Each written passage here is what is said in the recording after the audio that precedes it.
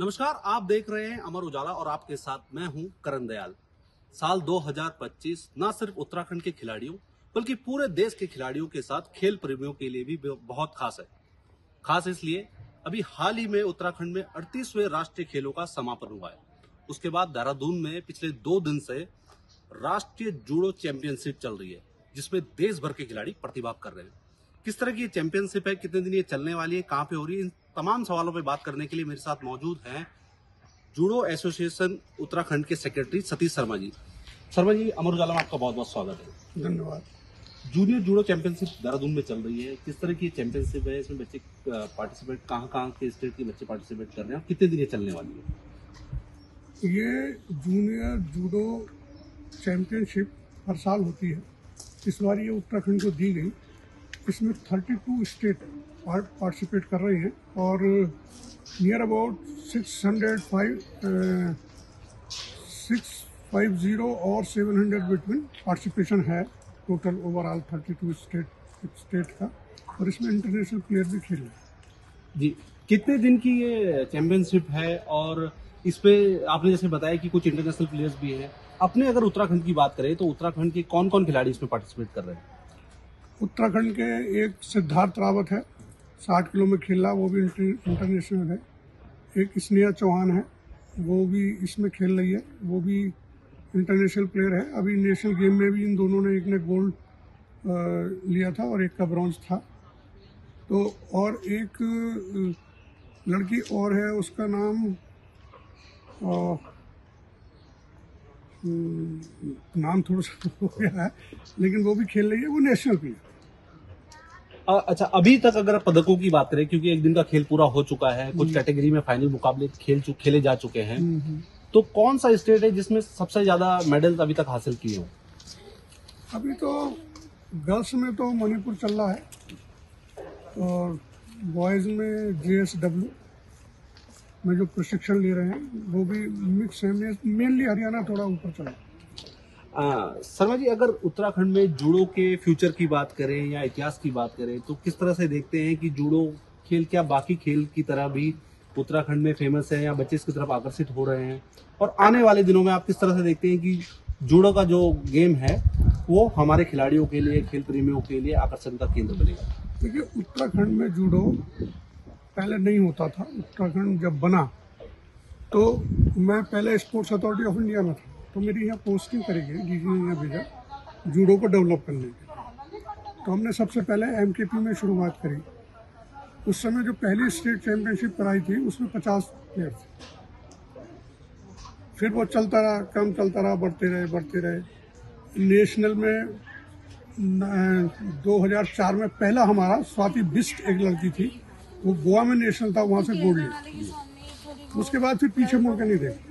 फिर तो काफ़ी यहाँ इंटरनेशनल प्लेयर हैं।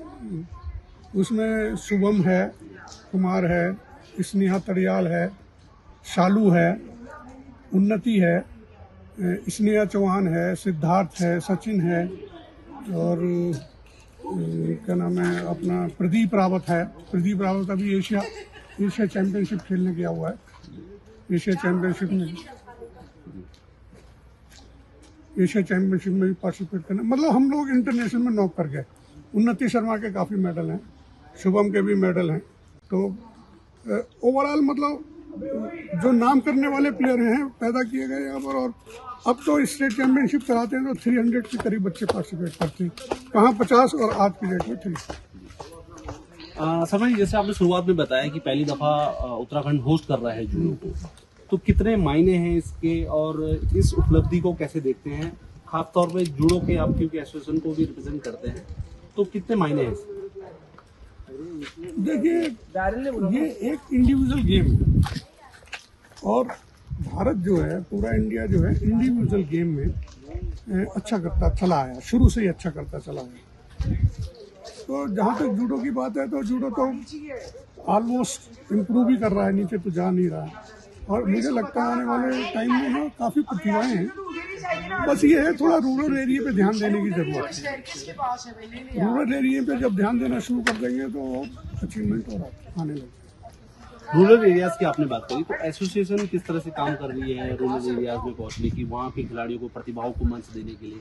क्या आपकी तरफ से समय समय पे इस तरह के ऑर्गेनाइजेशन किया जाता है, खेल प्रतियोगिताओं का आयोजन किया जाता है? देखिए, हम लोग क्या है कि जैसे उत्तराखंड जूडो एसोसिएशन, तो अब जितनी भी डिस्ट्रिक्ट हैं वो डिस्ट्रिक्ट एसोसिएशन है, वो जैसे नैनीताल है, उधम सिंह नगर है, पौड़ी है, टिहरी है, देहरादून है, हरिद्वार है, तो इन सब में एसोसिएशन बने हुए हैं। अब होता ये है कि देहरादून में जब हम कराते हैं और देहरादून में प्रैक्टिस कराते हैं तो रूरल एरिया हमारे उसमें नहीं आ पाता है, या तो हम वहाँ कैंप लगाएं जा जाके, और कैंप के लिए फिर पैसे की ज़रूरत है, तो एसोसिएशन के पास तो उतना पैसा होता नहीं है। गवर्नमेंट प्रयास कर रही है धीरे धीरे, क्योंकि ये कुछ कराती है, महाकुंभ कराती है, ये कराती है, तो इसमें रूरल एरिया के बच्चे आते हैं। और बाकी जो जैसे उधम सिंह नगर है, उधम सिंह नगर में जो बच्चे प्रैक्टिस करते हैं वो सब रूरल एरिया के पुअर फैमिली, तो इस तरह से डेवलप होता चला जाए। शर्मा जी, एक आखिरी सवाल, जब ये चैंपियनशिप पूरी हो जाएगी, इसके बाद के किस तरह का प्लानिंग है आयोजन करने की? क्या उत्तराखंड में आगे भी कुछ टूर्नामेंट या चैंपियनशिप हमें देखने को मिलेगी उत्तराखंड में? देखिए, ये 2024-25 का तो दे दिया। होता ये है कि judo federation of India allot करती है टूर्नामेंट, और वो पूरा सर्वे होता है इसका, फिर ये भी देखा जाता है कि वहाँ पर सेक्रेटरी कौन है, प्रेसिडेंट कौन है, एसोसिएशन कैसी है, डिजर्विंग है या नहीं, करा पाएगी नहीं करा पाएगी, तो वो सारा पूरा सर्वे के बाद फिर वेन्यू पर भी देखते हैं कहाँ वेन्यू रखा जाएगा क्या, तो वो अलॉट करते हैं। पहले भी हम करवा चुके हैं, वैसे कैडेट और जूनियर चैंपियनशिप हम करवा चुके हैं, वहीं कराई, नेशनल कराया, तो हम लोग कराते रहते हैं, ऐसा कोई बड़ी बात नहीं है। लेकिन अब वो 4 साल पहले कराई थी, अब दिया हुआ है उन्होंने, और फिर प्रयास करेंगे 2-3 साल में कोई मिल जाए तो फिर करा देंगे। बहुत बहुत धन्यवाद। तो ये थे जूडो एसोसिएशन उत्तराखंड के सेक्रेटरी सतीश शर्मा जी, जिन्होंने साफ तौर पर कहा कि उत्तराखंड में जूडो का भविष्य उज्जवल है, और आने वाले सालों में भी एसोसिएशन का प्रयास रहेगा कि उत्तराखंड में इस तरह के बड़े आयोजन खिलाड़ियों के लिए किए जाए। इस तरह के तमाम वीडियो को देखने के लिए आप देखते रहें अमर उजाला। अगर आप ये वीडियो YouTube पर देख रहे हैं तो हमारे चैनल को सब्सक्राइब करें और बेल आइकन को दबाना ना भूलें। अगर आप Facebook पर ये वीडियो देख रहे हैं तो हमारे पेज को लाइक करें।